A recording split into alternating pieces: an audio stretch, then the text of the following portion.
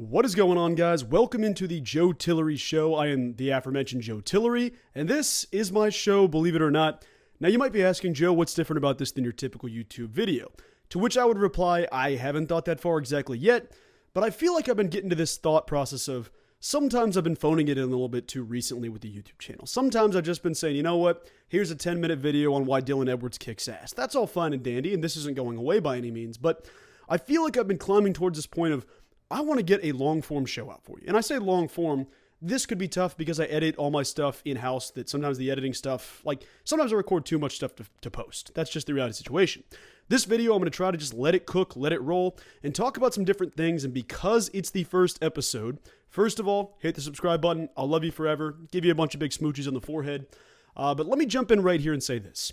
I will explain the premise of the show just this once for those of you jumping in for the first time. Considering this is our first episode of the Joe Tillery Show, I kind of want to just Josh Pate it a little bit without being general college football. It'll still be Kansas State. It'll still be stuff I want to talk about. I kind of want to just talk to you guys about topics that matter to me. Hopefully topics that matter to you. If not, skip ahead, baby. That's what we're going to go through and do. But we're going to have a good time, talk about 5 to 6 topics an episode, and also do some fan questions in between. I've had questions sitting on my phone for the past couple months that you yourselves have asked, you, the subscribers of this channel, and I've put you on the back burner. That's an awful choice on me. We're back into it, okay? We're jumping right into it. The first topic in the Joe Tillery podcast today is explaining where the hell I've been. I think that's a good place to start. And folks, I'll sum it up to this. 1, new studio. Do you see me in the background? I say new studio. It's the same old studio I was at before Minnesota. My fiance has officially finished up her time in Minnesota at PA school. And we're back in the Kansas City area, folks. Prairie Village is where your boy at for now. If you're in the area, come get a beer with me. Let's rock out. That said, don't come knock down my door. Maybe just message me on Twitter first. We'll go get a beer sometime. But where have I been lately? I've been moving my ass off. I am back. You can see my background is not set up yet. There's a pillow. I think some squishmallows over there. Hopefully, yeah, it's all good. But to sum it up, I've been a lazy piece of garbage on top of that Young Money creative depression. And folks, if you haven't had it, you should try it. It's a great thing to happen. And you got to push through even when you hate yourself a little bit. Now, that's not the actual truth. I mean, yeah, I've been kind of creatively depressed, but I've also just been kind of lazy, which isn't a great combo when you want to make content and say stuff. It's a lot easier to say stuff when nobody's watching than it is when people are watching, and you have to kind of pick up the pace a little bit. Be yourself, but also, I can't just sit here and not talk about stuff that you guys want to hear. I don't want to just talk about why the Kansas City Royals piss me off sometimes. I want it to be stuff that you're interested in, and vice versa. You might be interested in why the Royals piss me off. We'll probably touch on the Royals a little bit later, but to sum it up, I've been lazy, mixed with moving, mixed with any other excuse you want to use. Haven't set up the camera stuff, haven't set up the YouTube stuff, whatever the case is. That's kind of where I've been at. But folks, that all changes today. Now, I'm not saying that I'm going to be perfect about this. This show, if you've picked up on it, I've had a couple of shows. JT Uncut, the Untitled Podcast. Boy, that was a while ago. I also had, I think, the Joe Tillery podcast for a little bit. The Joe Tillery Show is one that's low commitment. Obviously, I'm editing the shit out of this, but it's not going to be one where I have to summon, 4 hours and 3 different interns and this and that. I'm just going to talk about what I want to talk about, edit, and hopefully post it once a week. A couple of different topics to touch on in each podcast, but that's going to be the name of the game. So I've been dealing with that Young Money creative depression, been in Minnesota. That's the 1-2 punch. We're back in Kansas. Hopefully things are getting a little bit better. Now, folks, if you saw the thumbnail, I have a couple EuroLeague players in the thumbnail. Now, I haven't made my video on Elias for peak yet because, once again, been a lazy piece of garbage. That said, I want to talk a little bit about the EuroLeague approach. So, folks, without further ado, next topic. I am sipping absolute urine. Shout out, got the K-State Power Cat logo. Bang, bang. That's what we're talking about right now. Let's talk about the EuroLeague approach. No, I'm not editing that out. We're drinking. We're having a good time on the show. Could be water. For YouTube's sake, it might be water. Who knows? I've been coming to terms about this EuroLeague thing. And, we've missed the tournament the last couple seasons. That sucks. It sucks. I'm not going to try to lie to you about that. There's a couple questions I'll actually answer about that whole process here in a second. But I really, really feel like the necessary changes to not only get to the postseason, but to make us a serious threat again to actually win the Big 12 Conference, to actually compete for a national championship. That's still a ways away. Take it with a grain of salt. I'm just explaining the process. I feel like the right necessary steps have been taken. Now, Kansas State's been lackluster on offense the last couple years. Boom, Jeff Driscoll, who I love. I've never met the man. Toss it out there. In watching every one of his press conference videos and watching, his goodbye to North Florida, his hello to K-State, I feel like that dude and I are 2 peas in a pod. Granted, I also feel the same thing about Taylor Bratt and also Brian LePack. These are just people I've never met. Talked to him a couple of times here and there, but more or less, the dude is kind of matches my freak. I think that's the best way I'll say that. Awful way to say that if you're just tuning in. But I feel good about Jeff Driscoll. I think he might be the biggest pickup of the offseason. And that's a group that added PJ Haggerty. That's a group that added the MAC Player of the Year, Nate Johnson. And I'm sitting here saying that a coach might be the best player or the best personnel change, the best change we've had all offseason. I feel damn good about Jeff Driscoll. And if I'm sitting there and I'm Abdi Bashir, someone we talked to on the channel a couple months ago, weeks ago, it's been a while. It's Been a While by Stain. Shout out. Good song. Workout song. We'll talk about working out later. If I'm Abdi Bashir, there is not a coach that I want running the offense more than Jeff Driscoll in the entire country. Vice versa. If I'm Jeff Driscoll, first of all, that dude could amp up anybody. If you never played the sport of basketball, Jeff Driscoll could still get you riled up for the season and ready to roll. If I'm Jeff Driscoll, I want Abdi Bashir. The teams that you look at North Florida are decked out from the three-point line, from transition, from pace. These dudes shoot a record number of threes. And you might sit there and roll your eyes and say, well, last season, you had Brendan Hawson who could go either 8 for 10 or he might go 1 for 10, and everybody's saying, why the hell is he airballing from half? That stuff happens. This is going to be different. Jeff Driscoll is going to be different, and I'm excited about this. Now, to lean into the EuroLeague thing, the way that you make these rosters work, because I had an interesting conversation with my guy Christian Rao over on the Locked On Kansas State podcast. Go check it out. Closing in on 1,000 subs over there. Go check my boy out. Trying to get monetized before the 4th of July. Help out my boy. He had a conversation where he asked me, is the Houston model still obtainable for Kansas State? And I pushed back and said no. Not just Kansas State. This isn't okay, we suck at Kansas State. This sucks, blah, blah, blah. It's none of that crap. What I'm saying about this, to pull off the Houston model, you need to be Houston. You can't do Kobe's moves effectively if you're not Kobe Bryant. There's some things you can mimic, but it will never be as 1A, 1B, we're the same playing field all the time. If you want to be the Houston model, you got to have Houston-level success. Kansas State hasn't had that. But what I love that this team has done, that Jerome Tang has done, and I know that there's a lot of critics of Jerome Tang. I've been on both sides of the coin where I've criticized him, where I've also supported him. You give him the flowers because the dude's worked his ass off this offseason and built a really good roster. But the pieces on top of the pieces, hear me out.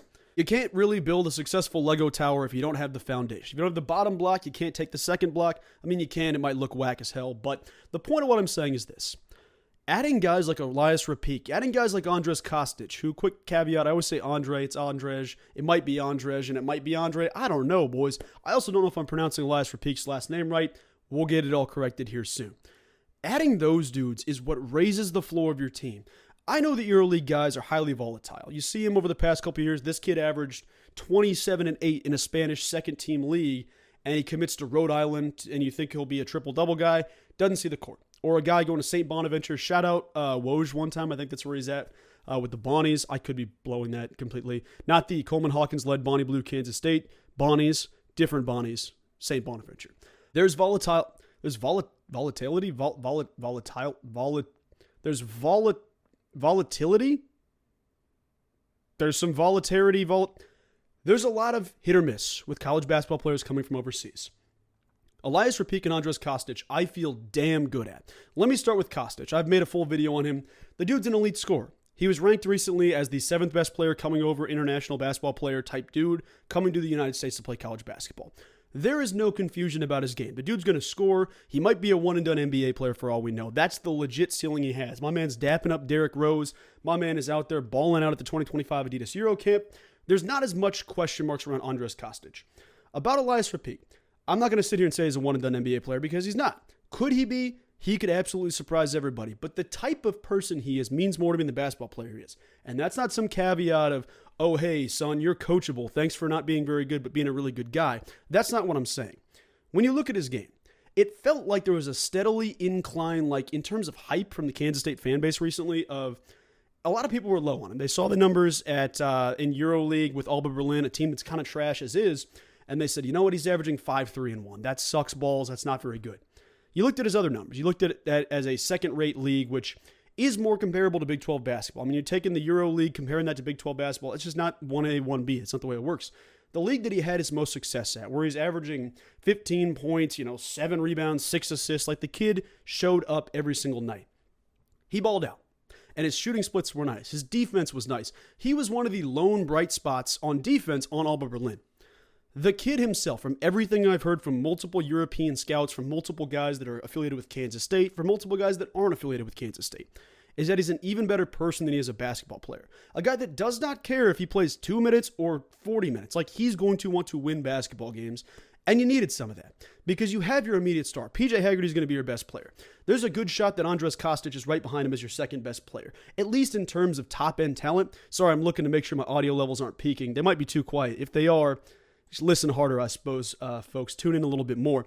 There's a real chance that those two are your 1-2 punch. There's a chance that Nate Johnson is a top 2 player on your team.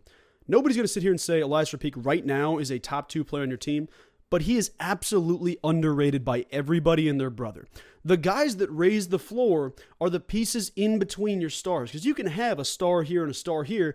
If your point guard's damn good and your three's damn good, what the hell's happening with your 2, 4, and 5? You need pieces everywhere to win in college basketball. Someone can carry you in tournament time. As a team, you have to be good enough to make the tournament. Elias Rapique, when it's all said and done, is going to be my guy this season. I think he's going to be better than a lot of folks expect. And in all honesty, at 6'8", athletic out the wazoo, I know guys sit there and say, well, he's not that athletic. He doesn't look that good.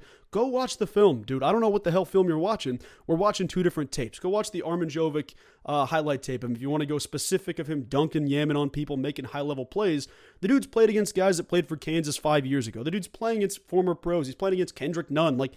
Kendrick Dunn. Maybe it's whatever. Kendrick Nunn. I forget off the top of my head. It's either Nunn or Dunn, which are 2 very different things. Regardless, Kendrick Nunn, excuse me. Sorry, I had to hyperfixate for a second. The dude's playing against former NBA players, and he's still having a little bit of success. Come to the Big 12 Conference, you're going to be playing against dudes that, who is he going to match up with on Colorado's team that has 2 guys that are going to be 3-star kids in the portal? There's differences there.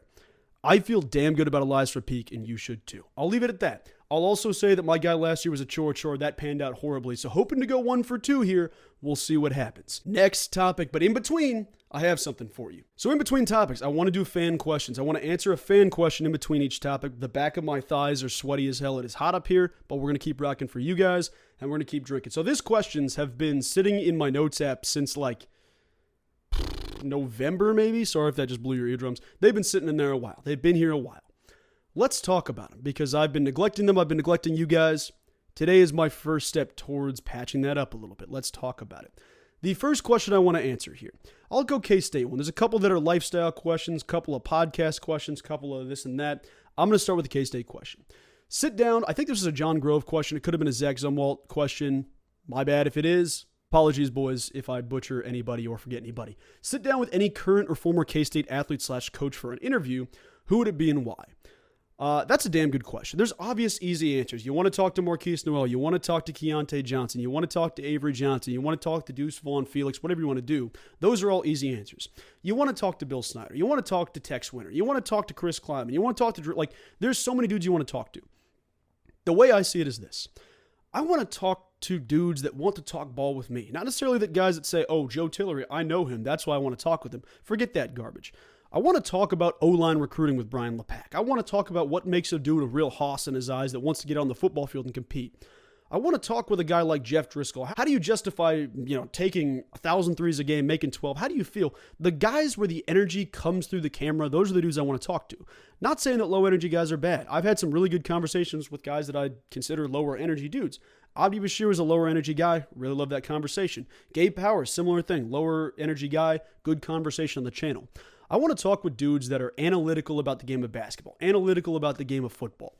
I think it's like, if you went to a bar and you saw John Gruden sitting there, how bad would you want to sit next to the dude? I know there's a lot of cancelable shit in his past, whatever. I'm not caring about that right now. The point of what I'm saying is, if you want to sit down at the bar and you want to talk ball with the dude and you want to talk about the option offense from the 1982 Navy team, whatever the hell the case is, the wishbone offense, those are the dudes you want to talk to.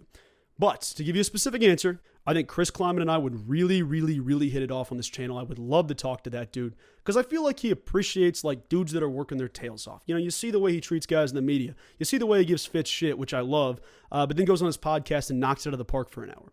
Chris Kleiman and I feel like would hit it off. We've talked once in my life, and I'll tell you that story since we're on here. 2-3 years ago at Media Days, it was going into Will Howard's final year with the Cats before transferring. So 2020, coming off the Big 12 championship in 22, leading into the 2023 season. I remember I talked with Chris Kleiman for literally a split second as he was walking off the main stage, and I didn't pick up on the message if he probably doesn't want to talk right now, considering he just answered questions in front of 500 people. And I was like, I got to talk to this dude. Went up to Chris Kleiman, shook his hand, and I was like, Coach, just want to say thank you for everything you've done. It's such a blessing to have you here. And I basically told him, I was like, thank you so much for everything you do. And he goes, hey, did you go to Kansas State? And I was like, yes, sir, I just graduated. Conveniently, I graduated in December. Chris Kleiman asked, he's like, hey, do you go to Kansas State? And I was like, yep, just finished up my degree. And I wanted to thank you. I get to go out on top. That was really cool. And he shook my hand, looked me in the eye, and he goes, well, congratulations on graduating. And that's a huge accomplishment. And it was something I'll remember forever, something he'll never remember, to be honest. Well, maybe not. Kleiman's a good dude. I talked with Marquise Noel on graduation day, and then I think about that. That was really cool. He was in not my group, but I guess he was in my group. We were all, it was journalism, so like everybody was there. But you get grouped into Bachelor of Science, Bachelor of Arts. I was in Science. Sure enough, Keese is walking this way. I'm walking this way without having people move. And I couldn't not say anything. Dapped him up, and I was like, Keese, congrats, man. Excited to watch you this year. Go to the tournament, because they were balling out in December. So you knew it was going to happen. Dapped up Keese, hit me with the, hey, man, this is a huge day for you. Congratulations. Remember this forever. And I was like, yes, sir. And then he went on to be Mr. New York City, if he wasn't already. Damn cool moment. But sorry, tangent. Chris Kleiman's up there. These are not 1, 2, 3. Want to talk with Chris Kleiman really bad. Really want to talk with Brian LePack. I think him and I could be two dudes that would talk for about 40 minutes. Maybe we talk about nothing. Maybe we talk about everything. And then if it's alive or dead, I want to talk to Tex Winter about basketball. The triangle offense, all the stories he went through, all that. And I could say Bill Snyder, I could say that. I don't even know what I'd say to Coach Snyder that wouldn't just be stardom, like starstruck. So not to say that I wouldn't want to talk to him, but I want to talk to guys that don't get talked to as much. Tex Winter would be up there, considering the dude was coaching before these like big ass interviews, before YouTube, like 40 years before YouTube existed. Tex Winter at Kansas State. Would love to talk to Tex, would love to talk to Chris Kleiman, would love to talk to Brian LePack. Those are my three as of right now. Next topic. All right, folks, 2 more topics on the channel as we go through this and a couple more questions. Fan submitted stuff. Reminder to subscribe. I'm sweating my ass off for you guys, full disclosure. I apologize if I'm letting that out there. This topic is going to relate to the football team, actually. Speaking on the Chris Kleiman front, Dylan Edwards looks like an absolute unit. Did you see the photos? Did you see the kid at summer conditioning or this workout session they're in right now? This dude looks like a massive truck of a human, and it's an important reminder, he's 5'10". He's 5'9". The kid probably at Kansas State played at 170 last year. Let me double check. I could have pulled his stats up. If you didn't see the photo, look at the picture. I think I even quote tweeted it or responded it or something like that. Played at 167 last year. There's a video of him incline dumbbell benching, and he's tossing up hundreds. He shared it on his Instagram story as well. And the dude has arms the size of like, a 2x4 stacked on top of 3 more 2x6s. The dude is massive right now. I would argue Dylan Edwards is probably pushing 182 right now. And I heard from everything inside the building, I don't have sources that well, but I have heard some good stuff. Dylan Edwards has built speed on top of that, on top of the weight he's already gained. I just want to say this. I've rewatched that Rate Bull highlight about a million, billion, trillion times. This dude might be my favorite player that I'm excited to watch at Kansas State this season. There's 1,000 different dudes I'm excited to watch. I want to see how Austin Romaine develops. I'm a Gabe Powers guy. We talked to him on the channel. Everyone that takes the time to talk on the channel, I instantly become their fan for life. Like, I've still got a Cam Carter jersey hanging in my closet here. Shout out Cam, C5 one time. I am more excited to watch Dylan Edwards than I've been excited to watch anybody in Kansas State in the last 5 years. I mean, I know that's kind of a weird take considering we had Deuce Vaughn, considering we had Will Howard coming back, considering you got Avery the Kid Johnson. You got all this stuff happening. You got Big Sal and one of the best linebackers in the country. I am so juiced up to watch Dylan Edwards. I'm fired up to see my boy on the field. And I think that offense, that Matt Wells offense with the combination of Avery and Dylan in the backfield, it's going to piss off a lot of D coordinators. You're going to say, well, what the hell do we do? Dylan's running a damn 4-2-4 up the sideline anytime Avery gets the rock to him. Oh, shoot. All right, let's put 2 people on the outside. Let's make him go north-south. Now Avery's pulling it, and he's going 60 yards down the middle of the field between the hashes. No one's catching him. This is going to be a frustrating offense to defend. Mind you, I didn't even mention J-Jack. I didn't even mention Joe Jackson. Not Jaden Jackson, Joe Jackson, Joe Jack, J-Jack. My bad on that one. I didn't even mention Joe Jackson. This is going to be exciting, folks. It also spoke to me because I've been on the fitness journey lately. The last 6 months I've been in the gym. Folks, if you're wondering at home, you can't really tell because you don't really see my body at all. Maybe just hit a little flex one time. It's not going to hit at all. I hope I don't get clowned for that. But I've been working in the gym. And I started off this, basically, to sum it up, I got a disease called cystic fibrosis, for anyone wondering. And it's a fatal lung digestive tract disease. Basically, you're always malnourished. That's kind of one of many aspects of cystic fibrosis. So you don't put on weight. You're always underweight. You're always undersized. And all throughout high school, like my freshman year of high school, I was like 5'1", 100 pounds like freshman year. Sophomore year, grew 12 inches in one summer. I'm the height I am now at 5'11", and I stayed 130 basically until senior year, where I maybe grew to 145, 150. College, the max I ever weighed was 160. I'm currently sitting here at 192, and I know that might think, wow, this dude's just packing on the pounds. As I sit here, I'm 10.8% body fat. That's also kind of a skewed metric with cystic fibrosis stuff. I've been bulking heavy, to point that out there. And I feel better than I ever have. I feel stronger than I ever have. I feel more built. I look more confident. I can lift way heavier. My brother recently had a dream that if I can bench 225 by the end of the year, the Cats will win the Natty. I'm at 205 right now. We're winning the damn Natty if that's the only requirement. I've been working at it. You see Dylan Edwards in there, who's built like a damn Tonka truck at 3 different levels. The dude's got trunks for legs. His arms look like, Stretch Armstrong, where he can reach across the damn building and swing to the next building. Like, this dude feels like an athlete. He feels like a unit. That one spoke to me. I am fired up about what he's looking like. And I tell you this, recently, Chris Kleiman sat on Tim Fitzgerald's Life of Fitz podcast. And I love that pod. Really great podcast. Excited to check it out all the time. And he talked about Ray Thomas. He talked about Coach True leaving. He knew Coach True wasn't going to be here forever. That sucked. That was a kick in the nuts for everybody that's a K-State fan. Ray Thomas, the words he said about Ray Thomas, and I hope I'm not butchering that. I hope it is Ray Thomas. It's not like Ray Johnson or something I'm forgetting.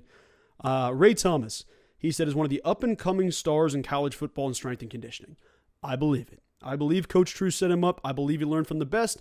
I believe Dylan Edwards is reaping the benefits of that transition, and what's ahead for Dylan Edwards, I am so excited for. Next topic. Question 2. What's been my favorite interaction with the K-State fan base since starting my channel? That's a good question. First of all, I love all of you. I would kiss all of you through the screen who are subscribed if I could. Probably not, unless you're feeling it back. It'd be mutual if we were going to kiss. It wouldn't just be like, I wouldn't just be kissing you. We'd do it, it'd be consensually. We'd be kissing consensually. That said, I think my favorite interaction could be summed up in 2 different things. Getting recognized is such a funny thing because it does make you feel a heightened sense of imposter syndrome. You feel like a slapdick who's not really doing anything, but then someone's like, hey, Joe, good to see you. I watch your videos. That is such a cool thing, man. I never want to be like in a spot where I don't want to sit down and talk to somebody. Like if you recognize me, if you watch my videos, if you want to talk about the Cats, I don't care if you've never heard of who I am. If you sit here and say, Avery Johnson looks pretty damn good at Kansas State, I want to talk your ear off for 30 minutes and vice versa. My favorite interactions are this, because I'm getting off on a tangent. Excuse me. The first time I went to Vegas, not the first time, I've been there a lot, but I went to Vegas for that game against USC that K-State basketball tipped off, like November 6th, maybe November 10th, maybe. I forget what it was. Late November, early November 1st. That's probably it. When they tipped off against USC, they lost. It stunk. It is what it is. I remember we went into the venue and we sat there a little early. The Colorado women's basketball team was playing, I think LSU, and they upset them maybe. Some shit like that happened. I forget off the top of my head.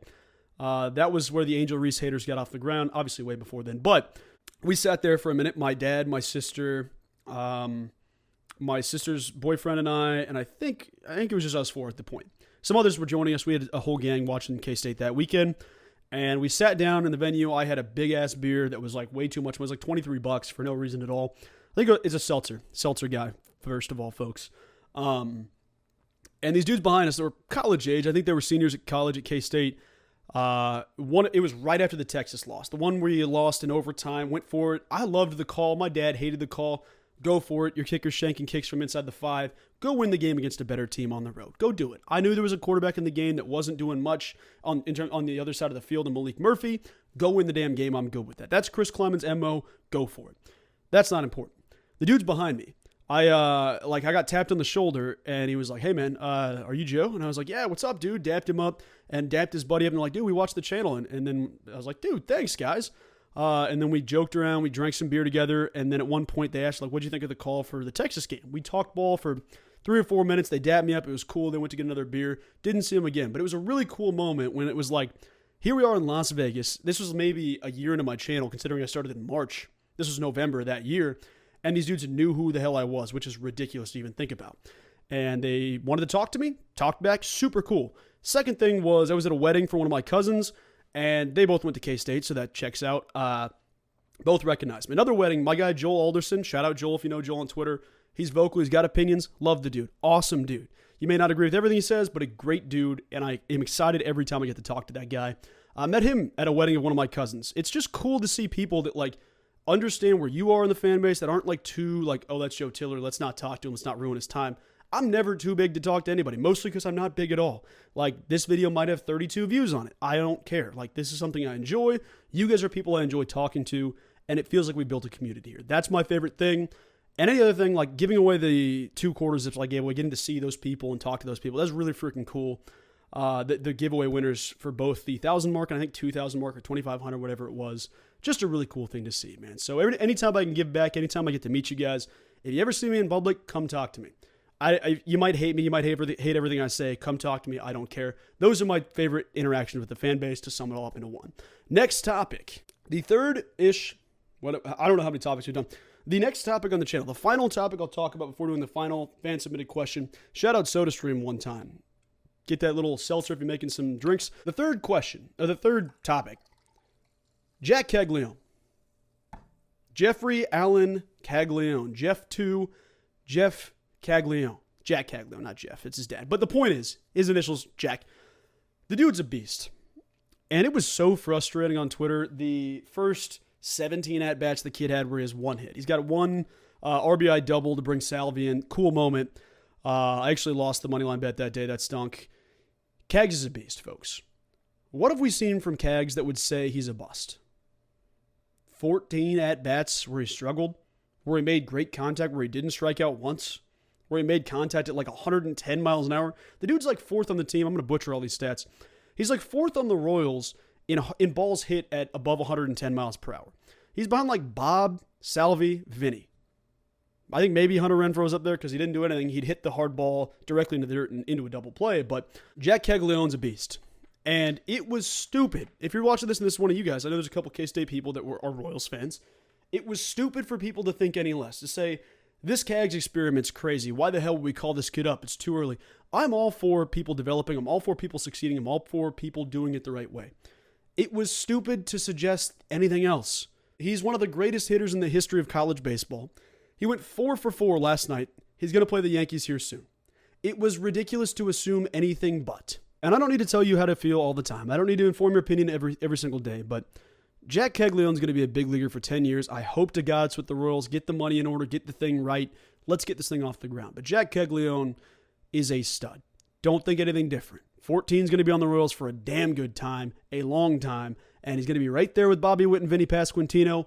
I'm damn excited for the 2 Italian dudes that are raking every single time they're out there. Next topic, final question. Let's wrap this thing up. I know this is a question from my guy Zach Zumwalt. Sabrina Carpenter had the song of the summer in 2024 with Espresso. Who has the song of the summer in 25? Well, folks, I sit here June 10th-ish, so midsummer, and I'll tell you this. I heard Man Child by Sabrina Carpenter. I don't think it's a bad song. I don't think it's the song of the summer. There's a specific vibe that the song of the summer needs to have that makes you feel like a bad bitch. It could be like a Charlie Puth song because he does that just out of nowhere where he drops some dumb TikTok banger and it takes off. It could be a Sabrina Carpenter song. It could be an Olivia Rodrigo song. Could be a Chappell Roan song. My guess is this. If it's not one of those girls, if it's not Charlie Puth, Benson Boone, someone that is cringy but mainstream media, because you have to be a certain amount of cringy to have the song of the summer, that doesn't apply to Sabrina Carpenter. I love Sabrina Carpenter. I love Chappell Roan as well. Olivia Rodrigo's fire. Haven't heard her music in a little bit. But my pick is this. It's either going to be Jack Harlow out of left field, where he drops a song that's sampling something, kind of a glamorous type vibe with First Class, whatever that was. Could be a What's Poppin'. Could be something like that out of left field.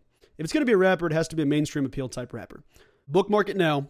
And for no reason at all, it's going to be someone out of left field that blew up on social media, that's a TikTok star, that's like, why are you doing music? It's not quite there yet. It's okay, but you're paying so much money to do this music. Like, JoJo's a good example. She wanted the song of the summer, but JoJo Siwa's a good example where you pour millions of dollars into the studio, something passable will come out. Early pick for song of the summer.